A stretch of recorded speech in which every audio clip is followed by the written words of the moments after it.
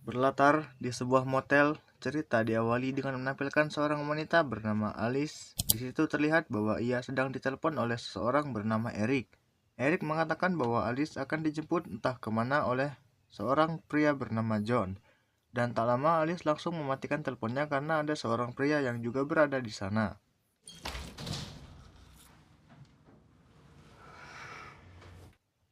Setelah bersiap, Alice dan pria bernama John tadi langsung berangkat pagi itu juga.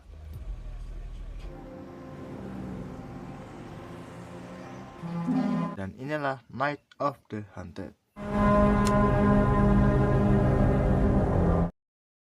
Di perjalanan, tak terduga mobil mereka habis bensin dan terpaksa harus melipir ke SPBU terdekat. Dan kebetulan tak jauh dari tempat mereka, ada sebuah SPBU mini dan mereka langsung berhenti untuk isi bensin di sana.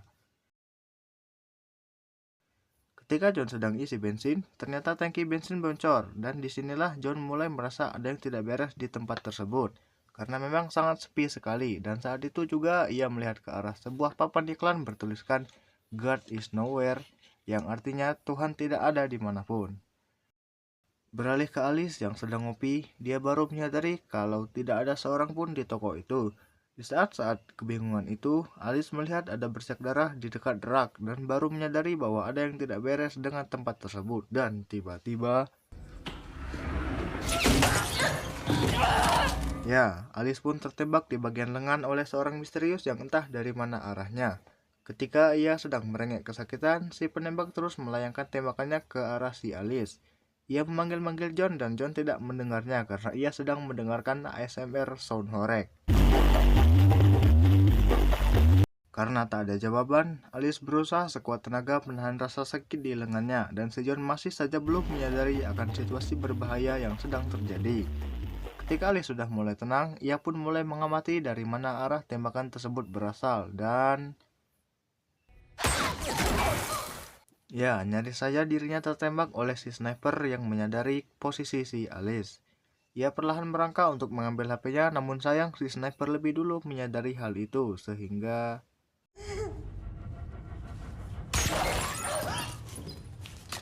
di sini sudah tidak ada lagi harapan Alice untuk selamat, karena satu-satunya bantuan sudah dihancurkan oleh si sniper. Namun Alice tak putus asa, ia melihat monitor CCTV dan melihat ada sebuah pintu gudang di belakang, dan ia berniat untuk keluar lewat sana. Namun tak lama terdengar suara panggilan di dalam toko. Ia mengamati sekitar dan sumber suara tersebut berasal dari sebuah HT yang terletak di meja kasir. Di sini Alice sudah mengetahui dari mana arah tembakan si sniper, dan ia nampak mengelabui si sniper dengan melemparkan snack dan akhirnya ia berhasil menggapai HT tersebut. Di mobil, terlihat John masih saja sibuk mendengarkan sound horeg dan masih belum menyadari kalau Alice sedang dalam bahaya. Namun ia heran kenapa bensin tiba-tiba habis dan ia baru menyadari kalau tangki mobilnya bocor. Alamak. Di dalam, Alice nampak memohon bantuan kepada seseorang di saluran HT tersebut. Dan ketika John masuk ke toko dan menanyakan apa yang sedang terjadi, tiba-tiba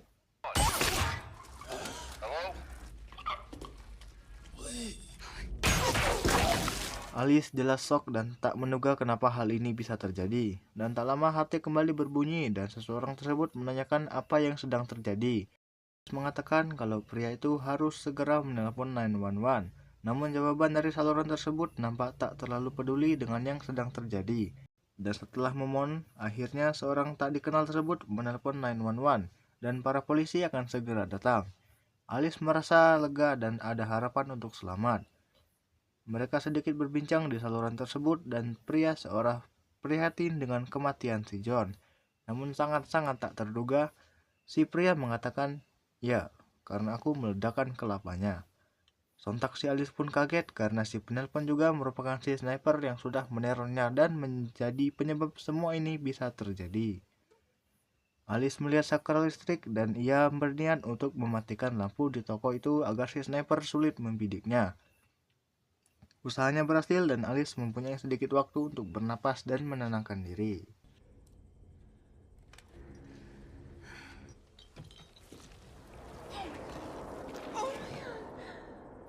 Ya, ternyata sudah ada korban lebih dulu yang meninggoy di tempat itu. Dan di waktu itu juga si sniper memberitahu alasan Mengapa ia melakukan itu? Yaitu karena sakit hati lantaran istrinya selingkuh dengan pria lain dan memutuskan untuk menghabisi istrinya sendiri yaitu si Amelia yang sudah terkapar di meja kasir saat ini. Dan di sini Alice benar-benar sendirian menghadapi si sniper karena semua sarana komunikasi dan alarm darurat di sana sudah diputus dan ia harus berusaha agar bisa keluar dari situasi berbahaya ini. Ketika suasana sedang hening dan Alice ingin memastikan di mana keberadaan si sniper, datanglah seorang pria yang mencari keberadaan Amelia. Dan Alice langsung menyuruh si pria untuk menunduk karena ada sniper yang sedang memburunya. Si pria bertanya, apa yang sudah terjadi? Dan ketika Alice sudah menjelaskan apa yang terjadi, tiba-tiba si pria menghilang entah kemana. Dan Alice mencurigai bahwa si pria itulah pelakunya. Si pria menjelaskan kalau itu bukanlah dirinya, namun Alice tak langsung percaya. Ia kembali menghubungi si sniper melalui HT dan tak ada jawaban darinya. Si pria berusaha pergi ke mobilnya untuk mengambil telepon dan ketika ia sudah sampai di mobil, si sniper menyadari hal itu dan ya, HP milik si pria hancur dan tak lupa si sniper juga menghabisi nyawa si pria malang itu. Bukan dia ya berarti.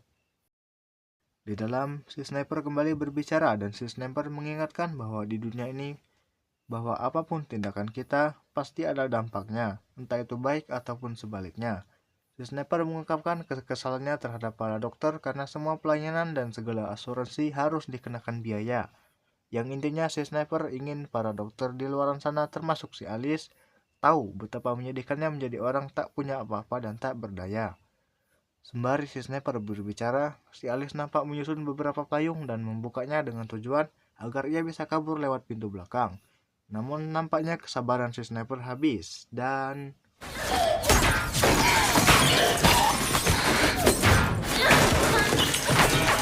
Please don't do this. I'm not doing anything you haven't been doing for years. setelah Alice mulai tenang, si sniper masih terus mengungkapkan kekesalannya kepada Alice. Dan beberapa saat kemudian datanglah seorang pria yang hendak membeli bensin. Namun mesinnya rusak dan si pria pergi begitu saja dan anehnya si sniper tidak menghabisi pria tersebut. Setelah ditelaah lebih jauh dan si sniper memancing agar Alice berbicara, di sini kita tahu bahwa John mungkin adalah selingkuhannya si Alice ini. Karena di awal film Alice nampak panik ketika ada seorang pria masuk ke kamar mandi dan ia langsung menutup teleponnya.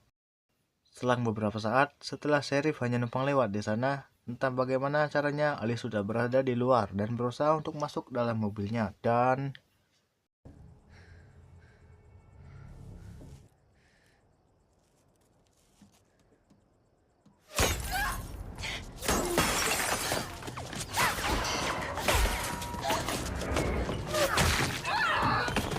Alice berhasil berlari kembali ke dalam toko, namun naasnya ia kembali tertembak di bagian paha. Dan jelas ia sangat merasa kesakitan dan masih terus berusaha bersembunyi dari si sniper yang masih saja mengincarnya. Nowhere to go. That's the reason you ran back in here, isn't it?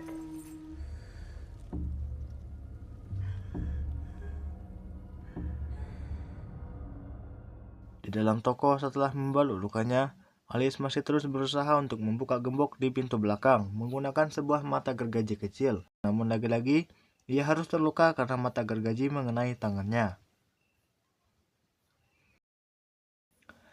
Setelah itu, Alice mengambil HT-nya dan kembali berbicara dengan si sniper yang namanya ialah Henry.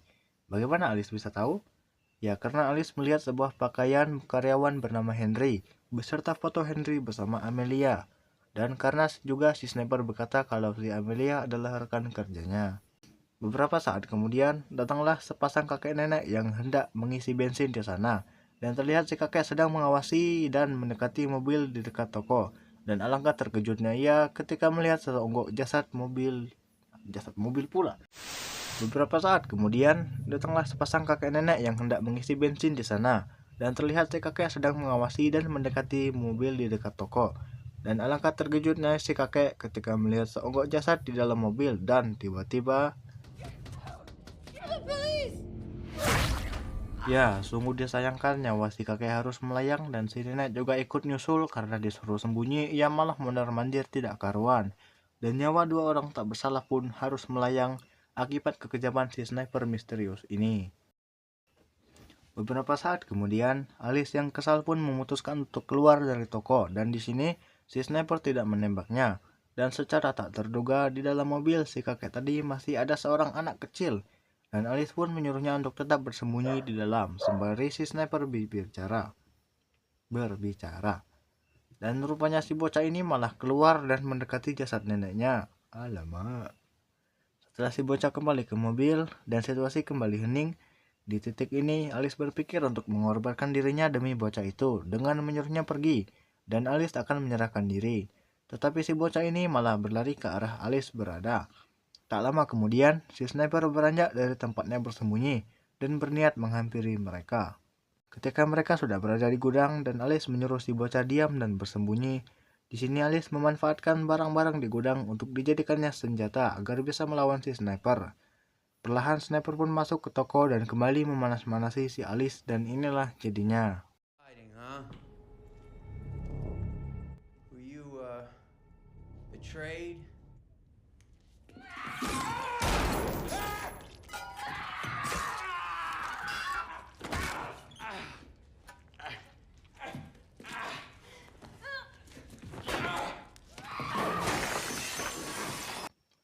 Ya, jelas saja Alice tak akan mampu menandingi kekuatan si sniper karena ya wanita dan pria, tenaganya jauh.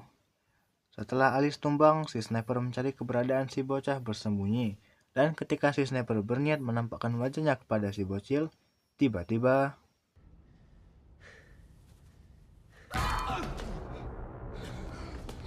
muncullah Alice yang masih mampu bangkit dan ia juga berhasil melumpuhkan si sniper. Namun hingga akhir hayatnya si sniper tak kunjung menampakkan mukanya sehingga masih menjadi misteri siapa orang di balik topeng psikopat tersebut.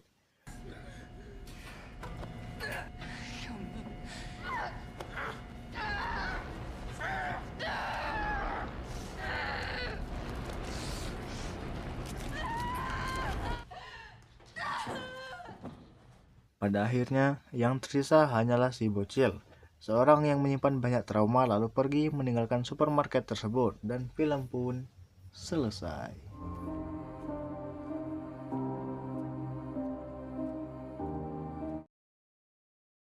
Dari awal film kita tidak diperlihatkan siapa orang di balik topeng si sniper tersebut dan juga meninggalkan pertanyaan terkait apa yang melandasi si sniper sampai dia nekat melakukan hal itu dan dengan teganya menghabisi nyawa orang tak bersalah. Entahlah ya. Namun dari filmnya kita bisa menduga bahwa si sniper merupakan suami dari si Amelia yang ia habisi sendiri lantaran ia sakit hati karena diselingkuhi oleh istrinya sendiri. Mungkin koreksi kalau saya salah. Dan dari latar filmnya sendiri ini tidak berpindah-pindah alias satu latar belakang saja. Yang satunya di motel itu cuma bentar ya, sebentar doang. Dan menurut saya pribadi film ini alurnya sangat